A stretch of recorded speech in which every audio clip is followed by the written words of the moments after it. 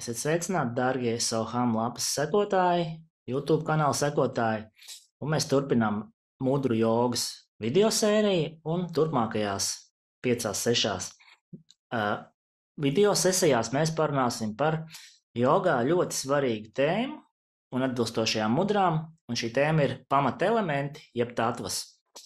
Jā, jogā pat ir tāds joks, ka, lai radītu visumu, lai radītu pasauli, lai radītu mūsu cilvēku ķermeni, ir nepieciešams mazāk sastāvvielas nekā, lai uzvārītu zupu. Ja? Tikai 5 elementi ir visa pamatā. Ja? Tā ir jogas teorija. Sīkāk par to jūs varēsiet izlasīt rakstos, kas papildinās šos video rullīšus. Un šajā video izstāstīšu, ka katru no šiem 5 pamatelementiem mēs varam aktivizēt, izmantojot kādu speciālu rokas mudru. Katrs pirksts atbilst vienam elementam. Ja? Tad mazais pirkstiņš ir ūdens, gredzena pirksts ir zeme, vidējais pirksts ir ēteris jeb akašs, rādītāja pirksts ir gaiss un īkšķis ir uguns.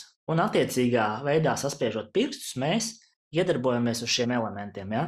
Šie elementi neizpaužās tiešā veidā. Ja es runāju par zemi vai pa ūdeni, tas nenozīmē tieši zemi, pa ko jūs staigājat, kurā jūs stādat puķis vai dārzeņus. Tā ir kvalitāte. Tas pats attiecās arī uz ūdeni un pāriem elementiem. Elements nav ūdens kā tāds, kā fiziska matērija.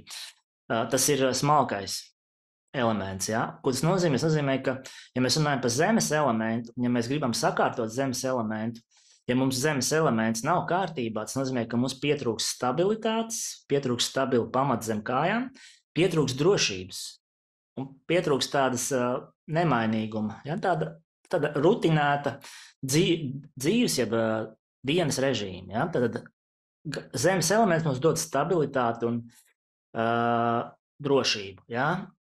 Ja šis elements mums nav, tad, ja šis elements nav aktīvs, tad mums šīs kvalitātes izpaliks. Ja? Tad, ko mēs varam darīt? Es domāju, ka drošība mūsdienās ir kaut kas ļoti, ļoti svarīgs, ņemot vērā to, kā šobrīd pasaulē lietas notiek, kas notiek austrumos un citur, drošība pietrūkst. Un drošība īstenībā pietrūkst lielākai daļai cilvēku, arī šeit rietumu pasaulē.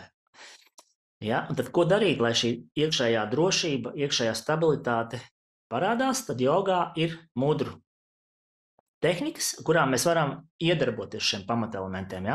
Kā jau teicu, katrs pirksts atbilst vienam elementam, un turpmākajās video sērijās mēs uzzināsim, kā mēs varam sevi aktivizēt zemes elementu, kas ir drošība, stabilitāte, kā mēs varam aktivizēt ūdens elementu, kas ir radošums, kustīgums, mainīgums, spēja pielāgoties, un tādas kvalitātes nodrošina mums ūdens. Kāds ir uguns elementa aktivizējošais roku žests. Uguns mums dod iekšējo skaidrību. Īstenībā uguns mums dod arī enerģiju un spēju darīt lietas un sasniegt lietas. Gaiss ir kustīgums, vieglums dzīvē, kas arī mums ļoti pietrūkst. Un arī tam ir sava mudra. Un visbeidzot, akašs, jeb ēteris ir telpa, kas ir pats svarīgākais elements, un šis elements mums dod harizmātismu, spēju izteikties, spēju būt sadzirdētam un spēju būt uzklausītam. Ja? Tātad par šīm 5 elementiem un attiecīgajām mudrām mēs parunāsim turpmākajos video. Om Shanti!